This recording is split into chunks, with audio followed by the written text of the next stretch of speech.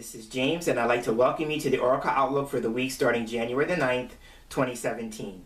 This week, I'm going to be doing a Kipper card reading, and the deck that's going to be assisting me for this week's reading is the Fin de Siecle Kipper cards. They are by Ciro Marchetti, and my edition that I have is actually from his very first limited edition set. So this was actually the second deck of Kipper cards that I ever got. So I find it very interesting that I'm doing my second Kipper card reading video with my second deck. And so what makes this deck special is that I had it monogrammed, so it has my first and middle name on there. So I'll hold it up so you can see it says James Himm on there. So I really was excited to have that put on there. So it's the only deck that I have in my entire Oracle card collection that actually has my name on it. So that's very exciting to see. So before I get into this week's reading, I first want to take a moment to say to those of you who watched my very first Kipper card reading video, thank you. I was surprised by how well it was received, pleasantly surprised, how well it was received. It got a number of views and a number of likes, and people took the time to share some very supportive and encouraging comments. So if you watched that video, if you took the time to like it and send me a comment, I'm thanking you from the bottom of my heart. It's always very encouraging when you do something new, at least for me, when I step out and I do something new, that it's meant positively. So I want to take the time to thank each and every one of you who made that happen and inspired me to continue doing Kipper card reading videos in the future. So thank you very much for that. So now, taking the deck in hand, I'm going to shuffle the cards. And as I do for each of my weekly general videos, I'm asking the basic question or setting the basic intention of what it is that we might need to know for the week ahead. So I'm shuffling, and I love how these shuffle. So I'm shuffling.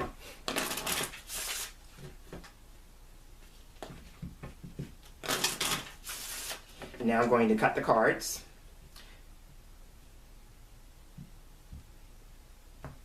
And as those of you who are regular viewers of mine know, I couldn't get the words out. I love fanning the cards, so that's my favorite part. So fanning the cards out. So now what I'm going to do is I'm going to be doing a line of 5. So I'm going to look for 5 cards to make up this week's reading.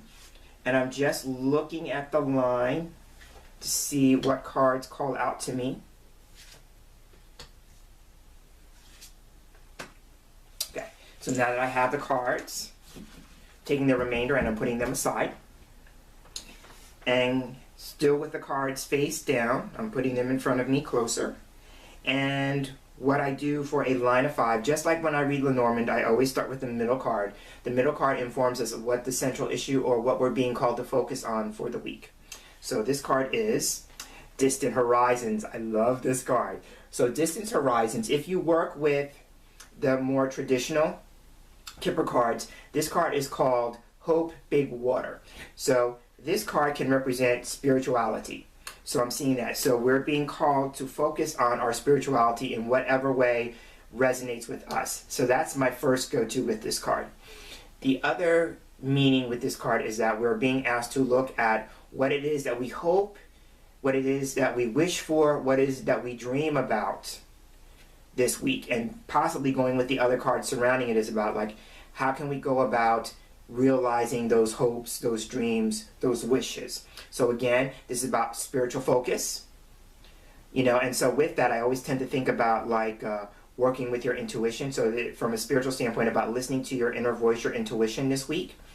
But it also is too about what is it that you're hoping, wishing for, what do you dream about? And especially this is very apropos because we're the second week into the new year. So it's about looking at what is it that you want to achieve, going with some of the things that I said in last week's video, in that angel card reading. What is it that you want to achieve? Because now this is a time of maybe not necessarily just keeping it at a hoping and wishing stage, but maybe actually doing something to kind of make that more of a reality. So I'm seeing that. Again, that's typically what the card means by itself, so we need to look at the other cards around it that are going to give us more details and information about this focus. So going from left to right, we have coffin, and I had a feeling this card was going to show up. So we have the coffin card as the first card.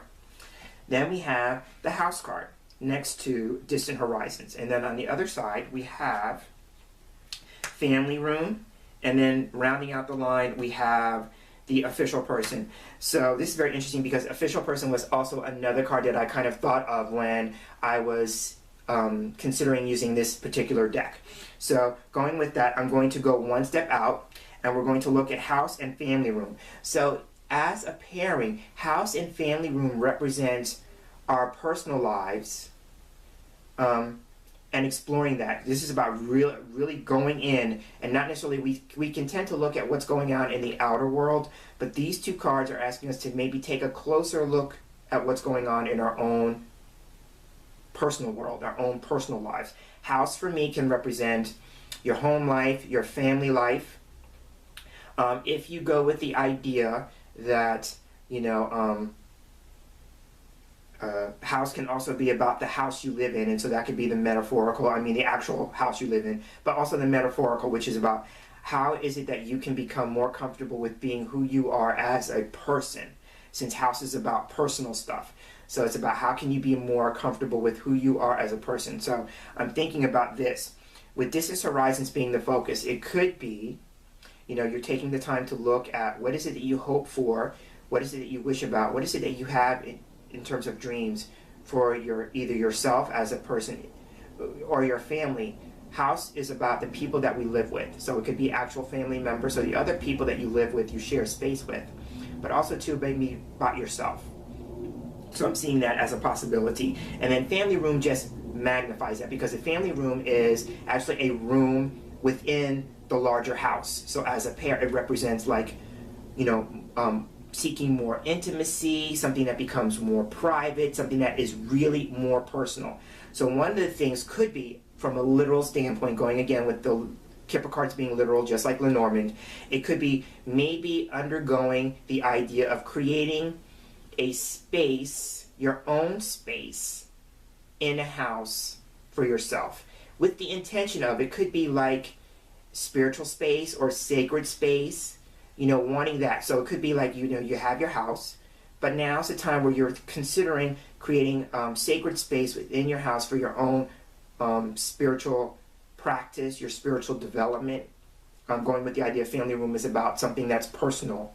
So it could be your own private spiritual practice. It could also be too, because I've said this many times, I read from the lens of business. So a house for me can be a home business or a small business. And so with that, it could be like maybe you are wanting to create space in your own home for your spiritual practice, but it's from a spiritual business standpoint. So you have a spiritually based business, and then you want to create space in your home for that. So keeping this really relative, because I like sharing personal examples to kind of give you an idea, maybe so you can think about how this might be relative to you. I work from home, and when I bought this particular house, I walked into it, and I just knew that this was going to be the house that I was going to get to operate my business from. And so the space that we're in right now, the space that this reading is being done in right at this moment, is the space that I do my personal consultations with my clients in. That's the only function this room serves, is for personal readings. And of course, my work being what it is, it's a spiritually based business. So it could be something of that. Since I'm explaining that, it could be somebody who's sharing that same kind of thing. They may have a hope and a dream of having a spiritually based business, but they also want to work from home. And so the first step would be, if you're going to do that, where would you do it in your house? Can you create space for that and doing that? But generally speaking, if it's not about business, it could just be about, one of the things that the cards are asking you to consider is for your own spiritual growth and development, your own spiritual practice, is how can you create sacred space for that practice. So it could be just about creating even a corner of a room and setting up an altar or something of that nature and working from that standpoint. But again, it could be too, like maybe another aspect, if it's not about the spirituality and about a hope, a dream, and a wish for your family, could be like maybe you're feeling a sense of disconnection from the family. So maybe the family occupies space, but they don't really connect. Then the family room coming after distant horizons could be wanting a greater sense of intimacy, closeness with those particular family members. And so how can you create the space for that? So I'm seeing those as possibilities with house and family room. So now going one step out, so now we have coffin. So coffin at the beginning of the line is a card that can represent an ending, a completion, something of those lines. It could be something being made final. So it could be, if we go with the idea, since it's next to house, it could be the idea here about resting at home, because I tend to look at coffin as the idea of rest. If you stop and think about rest and sleep, it could be about resting at home. It could be about one's bedroom. If we go with the idea that coffin can represent a bed that we sleep in, we get rest in, then it could be about a bed in a house. And then with family room, it could be about like maybe even a sense of like a bedroom. It could be even a sense of maybe wanting to pay attention to create a space in which you're able to create a greater sense of intimacy with maybe a person that you share a bedroom with. So it's about maybe how can you become more intimate in that way. And so I will leave the rest to the imagination, going with distant horizons. I will leave the rest of that to the imagination, and you can fill in the blanks as need be with that.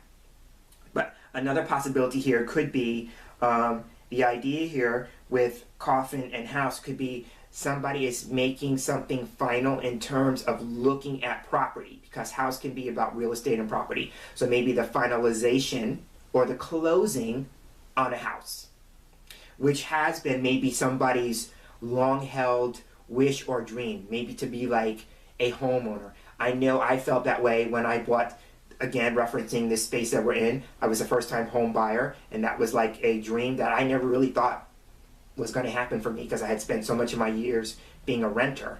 So that was like a dream come true. So it could be like the greater sense of that. Could be like somebody's looking at real estate or property with the idea of closing on it that's going to help a dream come true. So I'm seeing that as possibilities with coffin and house. So I'm seeing that. And now moving to family room and official person. So, or I should say official person on the other side of coffin, then again it would be like that closing, that sense of something being made official, that ending. It's official. With the official person, it could represent somebody who is actually an official person, representing like either something having to do with military, something having to do with law, or something having to do with illegality, serving in that capacity. The official person could also be somebody who wears a uniform, so it could be some sort of occupation, that requires a uniform. But for me, the official person can also just, from a general standpoint, represent something that's being made official. Now, it could be too that, we're being asked to look at our approach to the situation, because the official person is the only person card on the table. So sometimes for me, and this is where my psychology degree kicks in, I tend to look at cards that represent people as aspects of ourselves. So the official person can be like we're approaching things maybe from a place of where we need to look at it from the lens of being more ordered, more disciplined, more structured. Maybe we're looking at, if we're considering the idea of working from home, going with the idea of house possibly being a home business or a small business, what are the rules, what are the regulations, or we're taking the steps to make that an official thing. Going with the idea about closing on a house, the first two cards, then with the official person at the end, again, it could just be the closing on a house becomes official. With family room coming right next to the official person, it could be having that sense of personal space, again, becoming official. With the official person at the end, whatever it is that we're trying to do, it's about how can we make that more of an official thing. So I'm seeing that. And again, it could be like, again, with the Distant Horizons card, it could be the long-held hope, wish, and dream becoming official. So it could be just to, like, if that is what you're wanting, if you're wanting to create a greater sense of intimacy and privacy with your family, what do you need to do to go about making that become more official? And then taking the steps to do that. So I'm taking a step back and looking at if there's anything else about the cards that I'd like to share, at the moment. So again, I'm going to just sum up and maybe something else will come to me. So again, coffin at the beginning of the line could be like moving into a situation in which we're looking at officially, going back to the official person and coffin, officially completing something. It could be too, since we're embarking on a new year, we're saying goodbye officially to 2016, which was a challenging year for some of us, because sometimes the coffin card can be considered a challenging card. It could be like putting issues to rest or to bed. So whatever it is that we experienced in terms of challenges with 2016, it's about being able to officially move on from that. Okay, so coffin in that regard. Then house could be, again, maybe having something to do with our family. So again, if it's about like a house or something having to do with housing or property, it's about moving forward and finalizing that. It could be also too about an issue with a family member. Could be maybe one having to do with one's health, and so maybe getting rest. Somebody who is in the family who's experiencing an illness, and maybe taking the steps to work on remedying that situation. Distant horizons as the focus. Again, it's about what it is that we're hoping for, wishing for, intending for, dreaming about, but also too is about taking a look at maybe our experiences this week from the lens of spirituality, and how is that experience or experiences designed for our spiritual growth. I'm also seeing too like the idea of like maybe committing to the idea of a daily or regular spiritual practice with house and distance horizons. And then with that, family room could be about like creating sacred space within an existing house with that.